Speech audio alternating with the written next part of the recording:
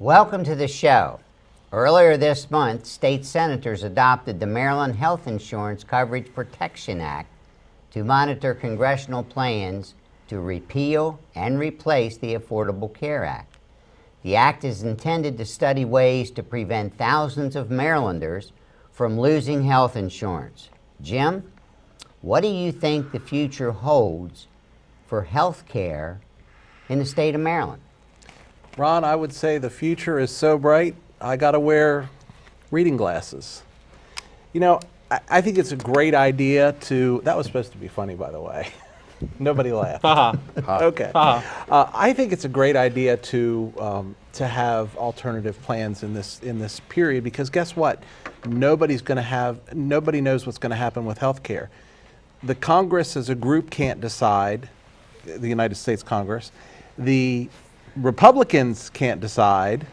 The Democrats decided, but there's a lot of problems with what they decided, and we know that now.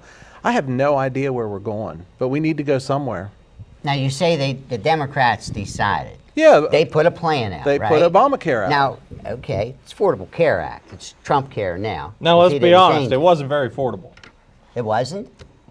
A lot of people on it. Was it affordable or was it? Well, it's funny. When you make something mandatory, people actually sign up for it. Imagine that. Well, imagine. But there are a lot of people. Do you have a driver's license? I do. Okay. It's mandatory. No, it's not. Oh, it's okay. It's only mandatory if I you drive wanna on public drive. roads. Okay. Well, so we do have to do something, and our health insurance system is broken. I think that sitting back and blaming the failures of the Affordable Care Act on the Democrats, I mean, the Republicans contributed absolutely nothing during the process. They stonewalled the entire process. There is an easy way to lower healthcare costs. You cover everybody, then you have lower healthcare costs. We're going to get there at some point. How we get there is a matter of debate, but we pay so much more for healthcare than any other developed country, and we have worse outcomes than most other developed countries. You know, it's farcical to say that there are Canadians flocking across the border to get medical care here. They're not. They're getting elective type surgery because in Canada they have supplemental health insurance on top of the guaranteed health insurance. But that's how you lower costs, because every time you have an uninsured person go to the hospital has to treat them. Who pays for that? The rest of us do, if they can't afford to pay it. How do you think we get to a point that everybody starts working on this together? Well, the Democrats couldn't do it. The Republicans can. Why can't they come together? That's the $64,000 question, Ron, and I will state for the record, as often as I'm asked, that I believe this health care issue is beyond the wisdom of Solomon, much less my little feeble brain. But I'll tell you what, until we get away from this political posturing, which is all we're doing about health care and virtually everything else that comes down the pike at this point, we're not going to solve crap. Well, and I think you're 110% right, and it is posturing. So there's no discussion anymore. There's no compromise. The highway. Exactly. It was that way when it was the Democrats. It's now that way with the Republicans. And the problem today is, I mean, at least with the Democrats, they had an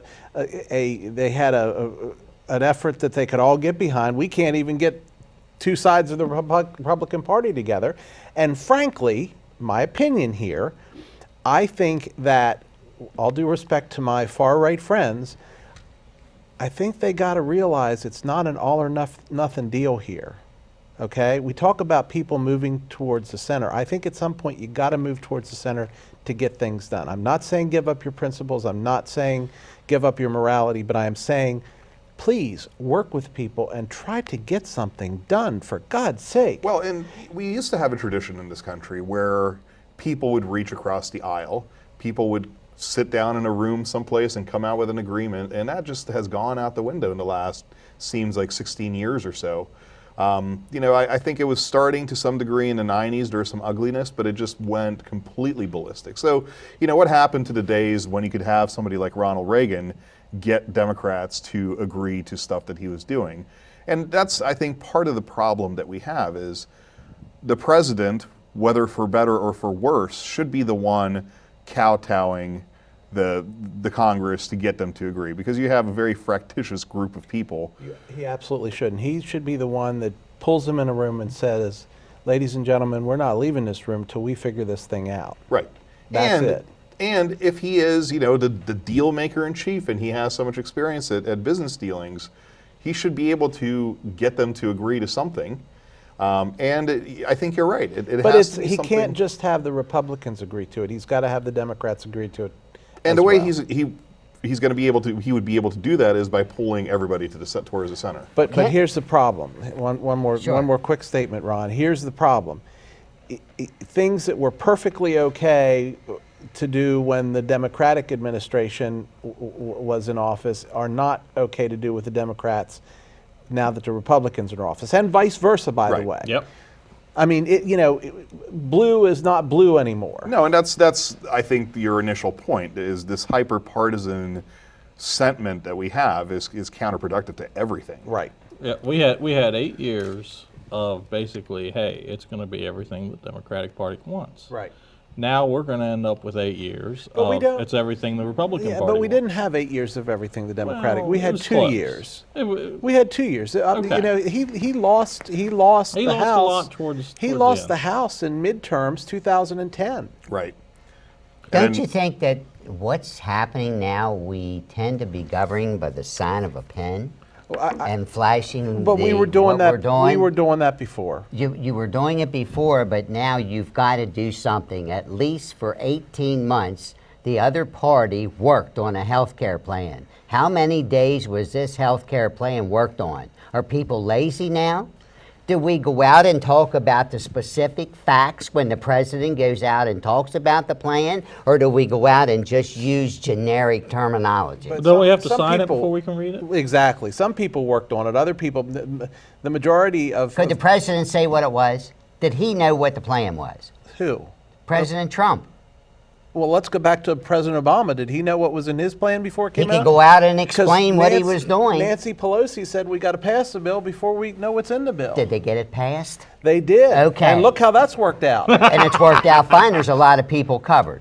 If you're going to take 24 million people off of health care by 2026, that tells me that there's a lot of people on health care. Now, how do you do it? Your philosophy isn't working. So how do you get it to work? This philosophy isn't working. The costs are out just skyrocketing. I mean, there's Why- people that are covered, There but are they states- can't afford the copay. There They are can't st- afford there are the st- yeah, and the deductibles. copay, the deductibles are $5,000 and $6,000 and $7,000 per person on the plan. Why? Because it's not working. Why isn't it working? Like Be I said, that's specific. beyond the wisdom of Solomon, Well, much then- less me. Then that makes Well, it. so I will tell you why it's not working. It's not working because the plan always accounted for. So first of all, before we blame the Affordable Care Act for skyrocketing premiums and everything, they were skyrocketing before. Exactly right. They were not going up as much as they were They in were. recent. And the real issue is our medical system is broken from, it needs to be redesigned from the ground up. We have a lot of inefficiency in our medical system. We have this whole ridiculous, so you go to the emergency room for something, let's say.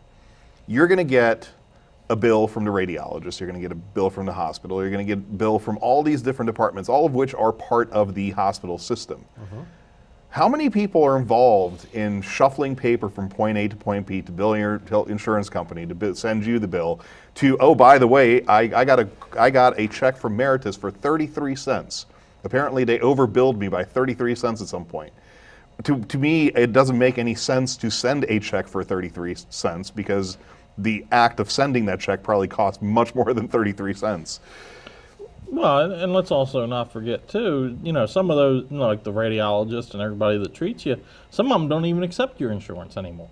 Right. So now you're stuck with a bill, even though you're covered under your insurance plan, you're stuck with a bill because such and such doctor didn't accept your insurance. All because we don't want to sit down and talk to each other. And that's the bottom line. We could probably get that group of people to set X amount of members from each party down and say we want to solve the problem. 58 or 60 times they voted to repeal it. But they're not going to do that because guess what? They're too worried about keeping their jobs to do their jobs. Which probably says something about term limits. You know, I think with what Jim just said, I think that's a perfect way to go out of this segment because how true you are to say what you just said.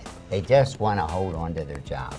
Up next, our panel weighs in on cleaning up the Chesapeake Bay. We're back in 3 minutes.